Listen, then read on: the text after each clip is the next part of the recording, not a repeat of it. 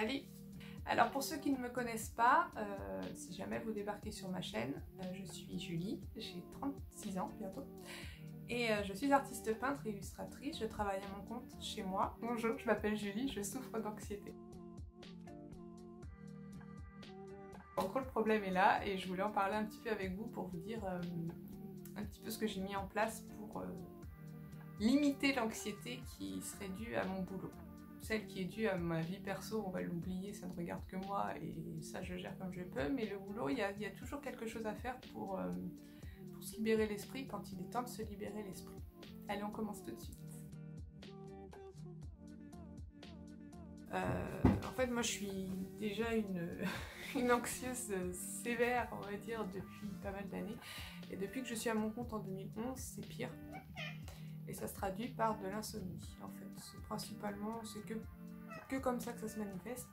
Et des insomnies qui peuvent durer, ça peut durer 3 nuits comme 3 mois, quoi.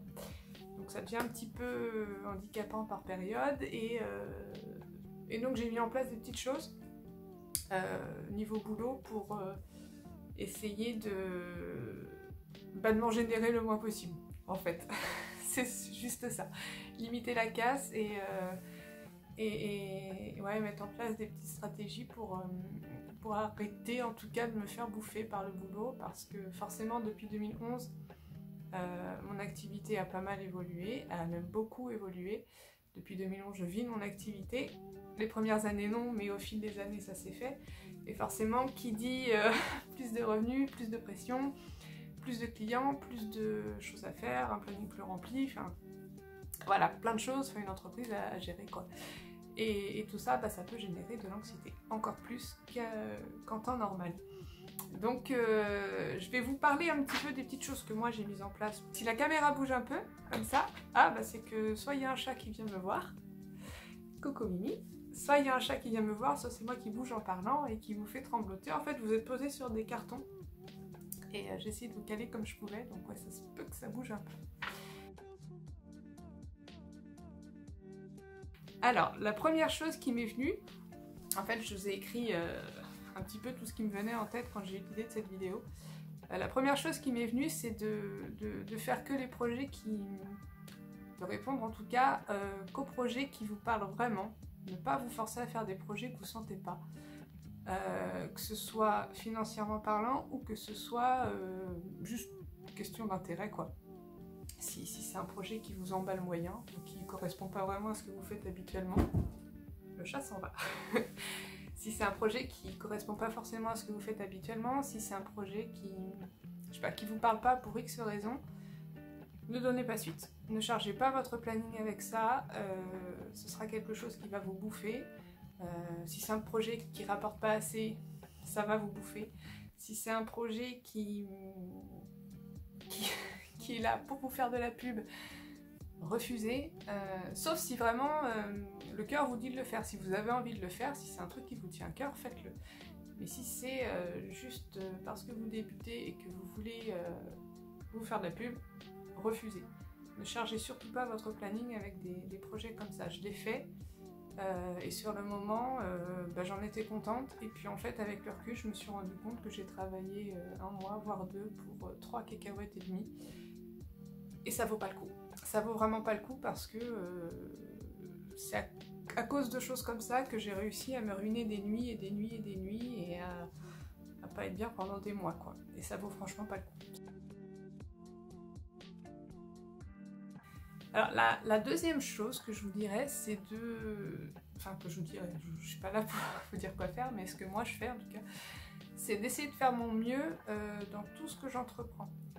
J'essaye de faire de mon mieux, je suis pas non plus ultra perfectionniste, parce que là aussi on va se rendre malade si on devient ultra perfectionniste, mais je vous conseille de faire les choses au max de ce que vous pouvez faire, sans vous rendre malade, mais faites ce que vous pouvez, et comme ça, si jamais les choses ne marchent pas, au moins vous aurez fait ce que vous avez pu, et ça sera une auto-flagellation en moins, ça sera... voilà, si ça n'a pas marché, c'est pas de votre faute, c'est que ça ne devait pas marcher. Point. Mais vous avez fait ce qu'il fallait faire.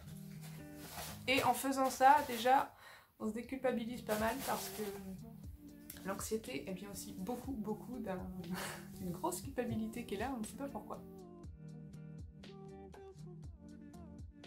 Alors, troisième point que je vous conseillerais de faire, c'est de faire des rétro-plannings. C'est-à-dire que si vous avez un projet à rendre pour telle date, vous partez de cette date-là et puis vous remontez le temps en écrivant un petit peu toutes les tâches qu'il y a à faire pour mener à bien ce projet-là. Ça permet déjà de voir où en est votre planning à long terme, donc de ne pas trop le charger avec d'autres événements à venir, d'autres projets à venir. Et parce qu'en fait, moi, j'ai mon gros problème, et c'est mon principal problème qui me crée des insomnies, comme en fin d'année. Comme je vous ai dit dans mon vlog dernier, la fin d'année a été compliquée parce que, en fait, je me suis chargé mon planning d'expo, de salons, de nouveaux points de vente, etc. Et j'avais pas percuté que ça faisait un trop plein. En soi, c'était faisable. Hein. Techniquement, c'était faisable si je travaillais, comme d'habitude, des journées pleines, sans travailler le week-end, ni rien. Enfin, c'était faisable. Mais mon cerveau, il a du mal à voir que c'est faisable. J'ai beau m'écrire toutes les choses à faire, compter les heures, les jours que ça va me prendre, mon cerveau s'emballe et je panique à chaque fois, systématiquement. Donc je vous conseille de faire un bon rétro-planning qui reprend donc chaque événement, chaque projet que vous avez, d'écrire telle semaine vous allez faire ça, vous remontez le temps jusqu'au jour d'aujourd'hui. Si ça rentre pas, ce projet-là il va falloir le repenser autrement. Si ça rentre, mais que c'est tout juste, n'en rajoutez pas après. En fait, moi mon problème il a été en fait tous les nouveaux points de vente que j'ai eus sont arrivés cet été. Et alors au moment de l'été c'était cool parce que l'été c'est une période creuse, donc là j'ai eu du temps de faire du stock. Et j'avais pas pensé qu'à un moment le mois de novembre et le mois de décembre allaient arriver et que ces boutiques là elles auraient besoin de réassort. Donc déjà ça m'a mis dedans. Et en plus j'avais prévu... Ah, c'était le chat. Non Minette, non, on va pas dans le carton. Attendez, je la laisse installer puis après on va voir. Elle est installée, c'est bon. Je sais plus ce que je disais. Que oui, donc j'avais eu ces boutiques là approvisionnées. Bon, je la sors.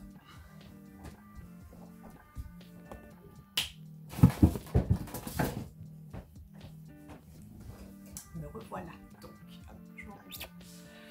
Donc oui, je vous disais que j'avais eu ces boutiques à approvisionner, puis que j'avais eu en plus des expos, en plus un salon, et en plus des commandes, et en plus du stock à faire pour moi, et en plus des marchés, et voilà. Et je m'en étais pas rendu compte que ça allait être compliqué à gérer. En fait, j'avais pas tout bien calculé. Et même si enfin je sais pas comment vous dire ça. Ouais, je me suis laissée embarquer par l'euphorie du truc, quoi. Et en fait, ça, il faut pas. Il faut vraiment vous limiter et ne pas charger trop votre planning parce que c'est la panique à bord sinon. Et moi, ça, je veux plus le vivre. Je veux plus le vivre. En fait, ce qui s'est passé en fin d'année, c'est que je me suis désistée d'un de mes salons. Le chat revient. Attends, Minette. Viens là.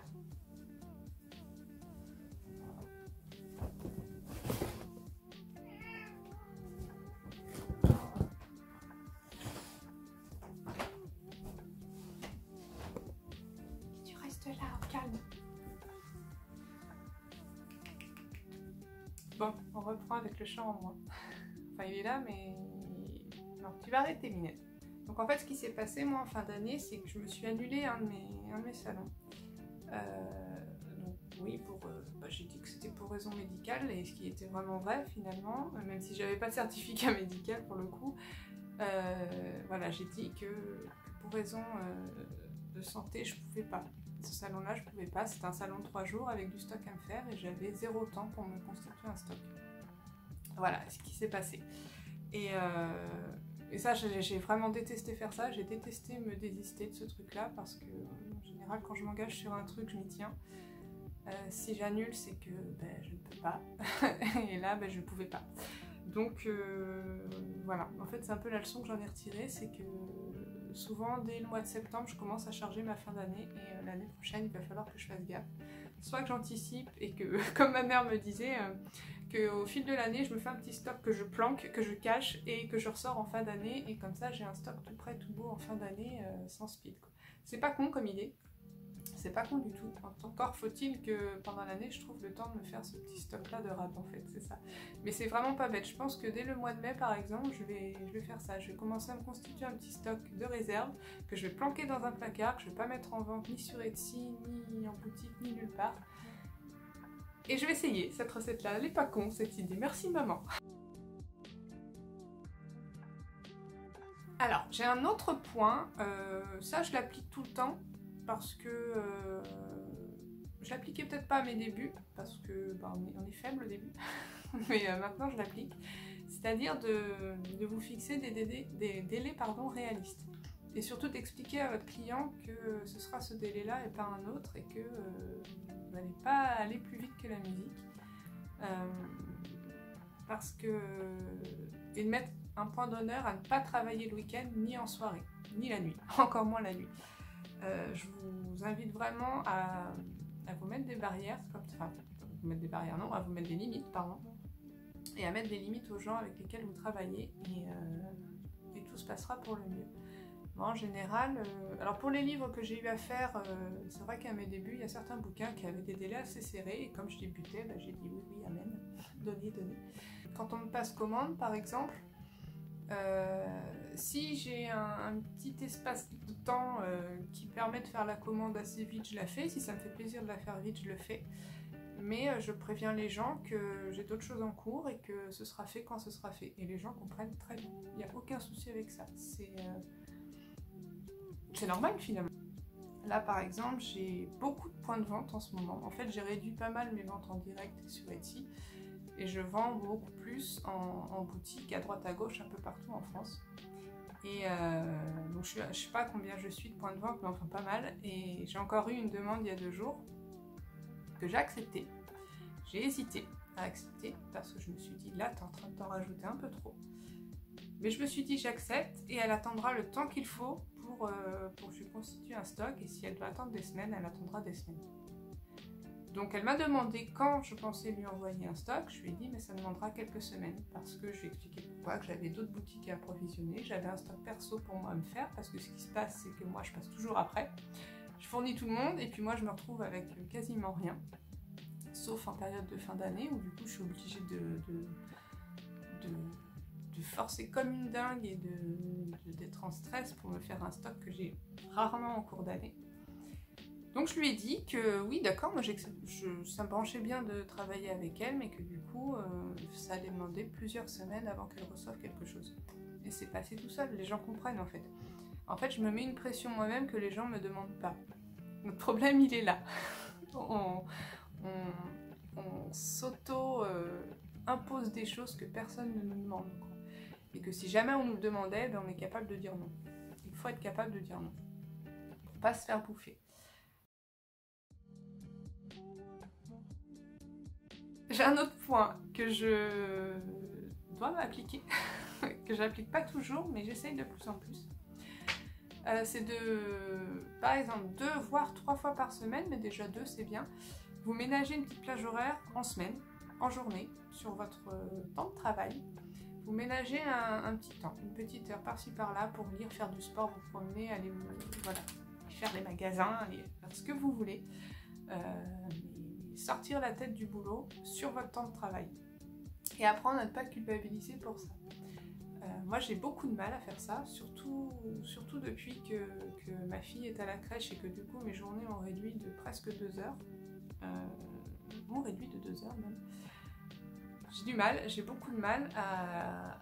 Là le sport par exemple, ça fait 2-3 mois que j'en fais plus parce que j'ai du mal à m'accorder cette heure-là le matin. J'y arrive plus, mais il faudrait vraiment.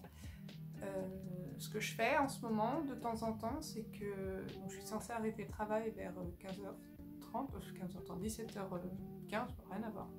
Je suis censée arrêter le travail vers 17h15 pour aller la chercher à 17h30. Et des fois, j'arrête 1 heure plus tôt et je lis. Je lis ou alors je me fais un bon goûter devant la télé. Ou, voilà, mais je prends une petite heure pour moi avant d'embrayer sur